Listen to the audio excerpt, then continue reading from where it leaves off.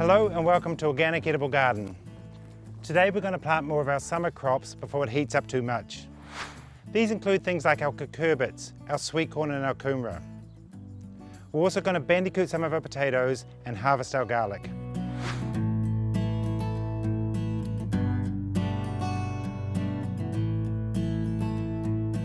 The secret with all cucurbits is a really rich soil.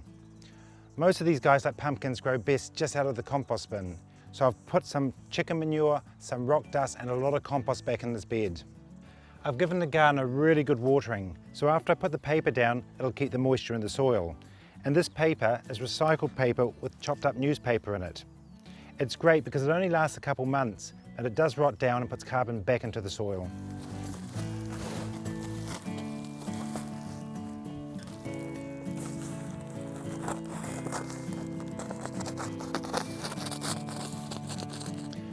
I'm going to put some weed mat pins to hold it down, but while we're planting it, I'm just going to put a few bricks in case the wind comes up.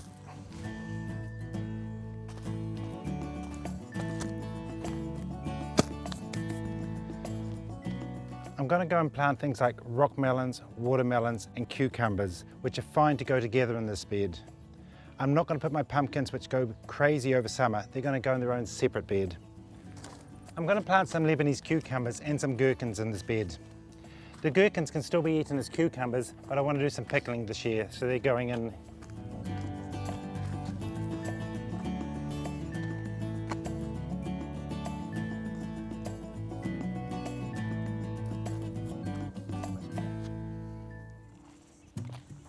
We're just going to cut an X in the paper, and it's really easy just to fold them back and plant them into that space.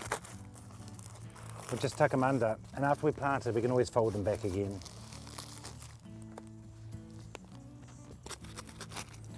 The other good part about the newspaper is it keeps the moisture off the plants. And with powdery mildew issues, a problem with our humid summers, it's always a good thing. I've stopped the holes a little bit further from the end of the garden bed because I don't want the cucumbers or the melons to trail onto the walkway. Now all we have to do is make a hole in the soil and we'll pop the cucumbers in. Remember, when planting something like cucumbers or any plants, give them a really good water first before you take them out the pot.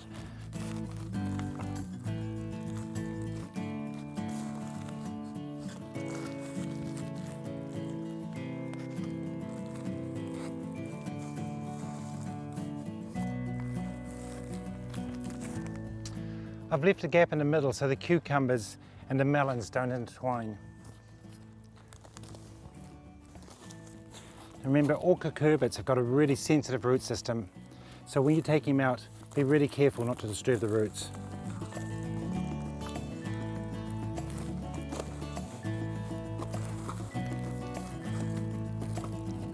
Watermelons are really easy to grow. I've chosen sugar baby watermelons for this because they're nice and small and they fit in the fridge. They're great for one meal.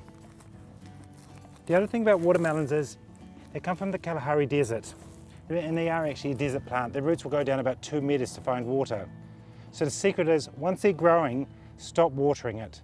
Every time you water their flowers, you destroy them and they don't set. So they're a good leave alone crop.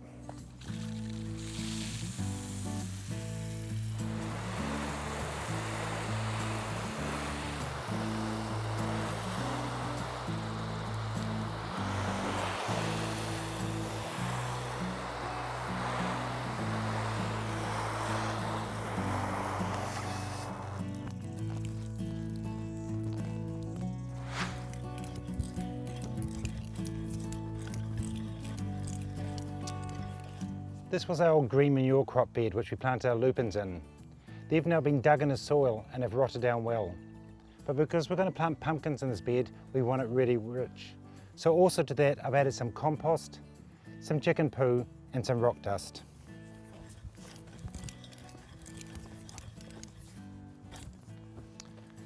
The varieties I'm going to plant in this bed are buttercups or kabachas because they're my favourite. But they can grow really quickly, up to 1 metre a day. So what I'm going to do is I'm only going to put them in the centre of the bed and space them out. Even though it's smaller, this is another buttercup. There's only a week's growth between the two.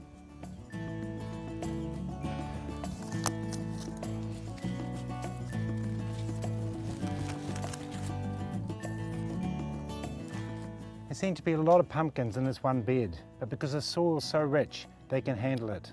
And hopefully each of these give me about 6 fruits.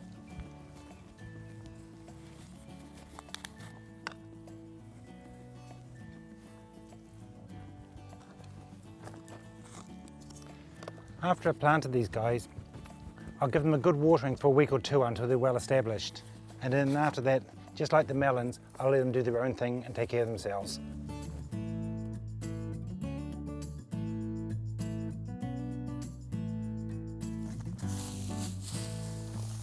I'm just going to add some straw around these plants. Not only does the straw keep the moisture in the soil and build up the soil structure, but it also keeps it alive with the bacteria and fungi, and it brings the earthworms closer to the surface.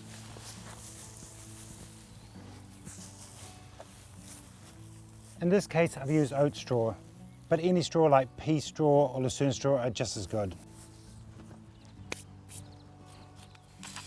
I'm not going to bother smoothing the hay out because the pumpkins were as hardy as old boots.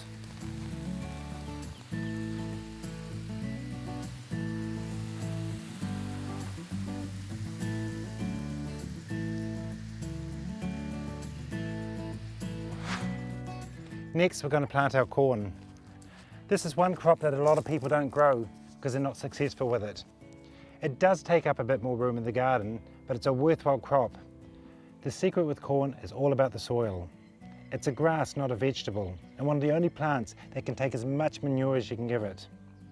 If you underfeed a corn, you'll get a short stalk and probably only 1 cob on. But with these guys, we've put in so much chicken manure and other types of fertilizers, I'm hoping they grow about 2 meter tall and have at least 3 cobs on each. The other thing with our corn is, I've planted 2 together because I wasn't sure about germination, and you can't separate it. So what we're going to do is we're going to cull one, and it's usually the weakest.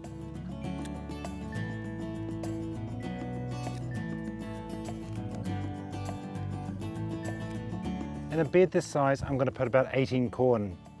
And it's important to have it in a square bed like this and never plant in rows. And when they grow up, they have male tassels on the top, which release the pollen. This drifts down and pollinates the cobs, which are the female part, and makes them full.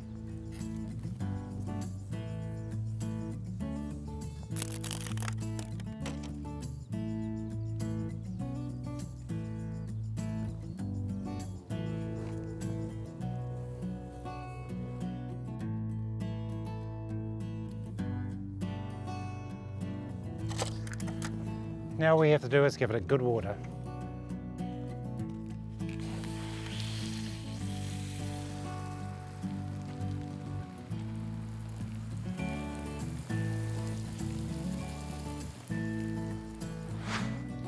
Next, we're going to go and plant our Kumara. We put this in the container about a month ago, and I've already taken a few slips off it. It's really easy to get the Kumara plants out now. You just pull them sideways and just make sure it comes out with some roots.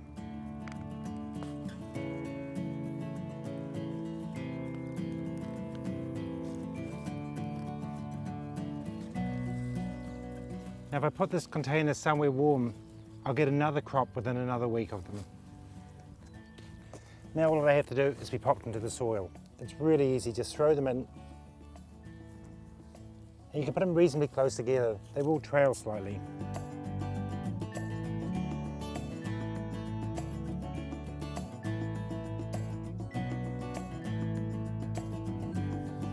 Now the Kumara are really hardy, so I'm just going to give them a bit of rock dust to make them strong and give them a good water because they will be rooted.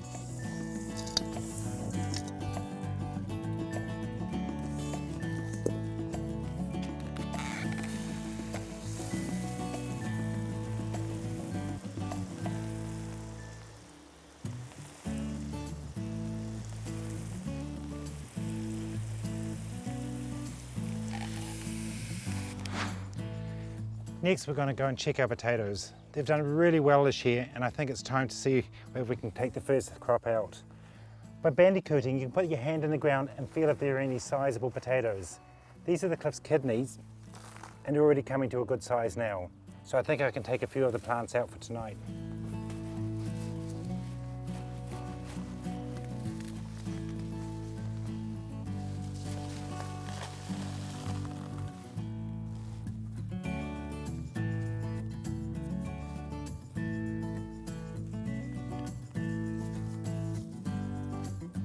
Great new season's potatoes. And finally we're going to harvest the garlic. It's now come to a point where they're drying out on the top and they're sized up as bulbs. So all we have to do is give them a quick pull out.